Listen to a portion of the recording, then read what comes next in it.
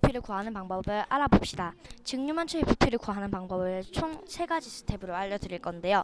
가장 먼저 직류면체의 부피를 구하는 방법 첫 번째 단계에서는 부피를 나타낼 때 부피의 단위를 알아봐야겠죠. 위 도형을 한번 봅시다. 위 도형은 1cm, 1cm, 1cm. 부피를 나타낼 때 한 모서리 길이가 이 도형처럼 1cm인 도형을 정류면체의 부피를 단위로 사용할 수 있다는 것을 알 수 있습니다. 한 모서리의 길이가 1cm, 위 도형처럼 1cm인 정류면체의 부피를 1 세제곱센티미터라고 적고 읽을 때도 1 세제곱센티미터라고 읽습니다. 일단은 이렇게 구하는 것도 쉬운 방법이라 알 수 있어요. 하지만 숫자가 조금 더 커진다면 18, 20, 28 이렇게 나온다면 우리가 구하기 힘들어지겠죠. 그렇다면 다른 방법으로 구하는 방법 알아보도록 합시다. 다른 방법은 곱셈으로 구하는 방법입니다. 일단 이 부분은 총 1cm라고 알 수 있습니다. 왜냐하면 아까 전에 1세제곱센티미터 정류면체의 한 모서리의 길이는 1cm라 배웠기 때문입니다. 그럼 이 밑에 것도 똑같이 1cm. 그렇다면 이 부분은 총 2cm라 알 수 있습니다. 또한 높이가 2cm라 알 수 있는 거죠. 그럼 밑에 이제 세로와 가로도 구해보도록 합시다. 세로도 똑같이 1cm가 2개 있으므로 2cm, 가로도 똑같이 2cm라 알 수 있습니다. 그렇담 이제 어떻게 직류면체의 부피를 구할 수 있을까요? 아까 전에 우리가 구했던 거는 8cm였죠. 더하기로 8세제곱센티미터였죠. 아까 전에 저희가 구했던 거. 그럼 다음 어떻게 곱할 수 있을까요? 바로 이렇게 3개를 곱하면 되겠죠. 그러면 왜 이 3개를 곱하게 될 걸까요? 일단 첫 번째 왜 높이를 구하는지 알려드릴게요. 일단 똑같은 게 한 층, 두 층이 있으므로 높이가 그렇게 2개를 곱한다는 것을 알 수 있고 세로인 경우와 가로인 경우에는 2개를 곱하여 밑에 면의 밑면을 구한 다음에 곱하기 2를 하는 것이 편하기 때문에 그러니 한 모서리의 길이 곱하기 다른 한 모서리의 길이 곱하기 높이라고 알 수 있습니다. 그렇다면 정류면체하고 직류면체 모두 한 모서리 길이 곱하기 다른 한 모서리 길이, 그러니까 즉 가로 곱하기 세로 곱하기 높이라 알 수 있죠.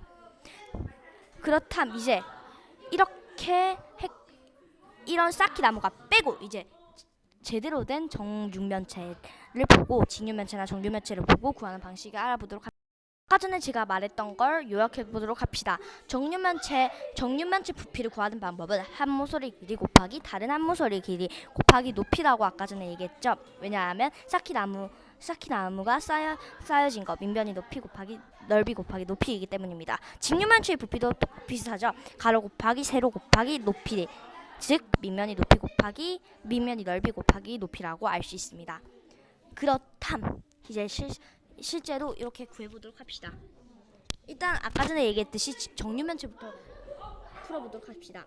일단 정류면체의 한 모서리는 6cm인데요. 그럼 6cm 한 모서리의 길이 곱하기 다른 모서리의 길이, 여기도 그럼 6cm 알 수 있겠죠. 높이가 6cm이기 때문에 정류면체 길이기 때문에 그럼 여기도 똑같이 6cm. 그럼 6cm 하면 66에 36 66에 36 63 18 21 216 세제곱센티미터라고 알 수 있습니다. 그럼 직류면체도 구하도록 합시다. 직류면체도 구해보도록 합시다. 일단 직류면체는 한 번 더 생각해 봅시다. 직류면체의 부피는 가로 곱하기 세로 곱하기 높이라고 할 수 있고, 즉 밑면이 넓이 곱하기 높이. 일단 밑면이 넓이부터 구할까요? 예전에 5학년 때 알아봤듯이 밑면이 넓이는 사각형의 밑면이 넓이는 세로 곱하기 가로라고 배웠습니다. 그럼 일단 세로 곱하기 가로 86에 48 곱하기 높이, 여기 55cm 하면 여기 있는 높이도 5cm. 그럼 5cm 48 곱하기 5를 구해보도록 합시다. 240이므로 240 세제곱센티미터라고 알 수 있습니다. 그렇담 이제 마지막으로 한번 정리하는 시간을 가져보도록 합시다.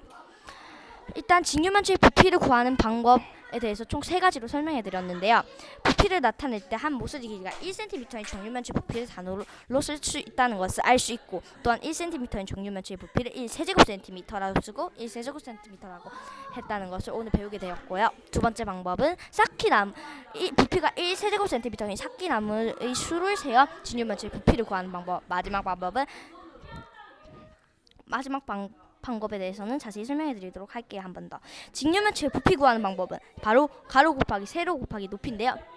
이 말은 즉슨 밑면이 넓이 곱하기 높이인데, 밑면이 넓이는 어떻게 구한다? 직사각형인 경우에는 가로 곱하기 세로로 구한다. 이까지가 가장 중요하고요.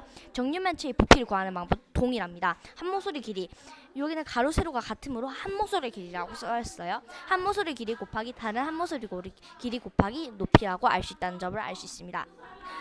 그럼 지금까지 직류면체의 부피를 구하는 방법에 대해서 알아보았습니다. 감사합니다.